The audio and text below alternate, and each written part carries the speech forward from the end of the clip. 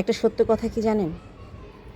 রক্তের সম্পর্ক থাকলে যে শুধু আপন সম্পর্ক হয়ে যায়, এটা কিন্তু একেবারে ঠিক না। মাঝে মাঝে কিছু সম্পর্ক আছে যা রক্তের সম্পর্ক থেকে অনেক বেশি আপন হয়ে যায়।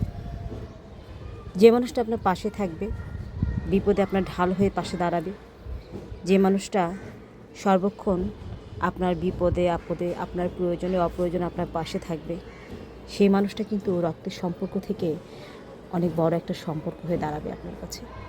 আর আপনি যদি সেই মানুষটার উপকারকে মূল্য না দেন, অকৃতজ্ঞ পরিচয় দেন, তাহলে তখন আর আপনার মধ্যে মনুষ্যত্ব বোধই থাকবে না।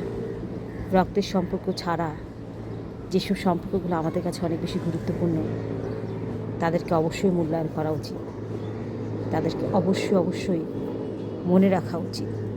অকৃতজ্ঞ পরিচয় দিলে আপনার মধ্যে মনুষ্যত্ব বোধটাই হারিয়ে যাবে।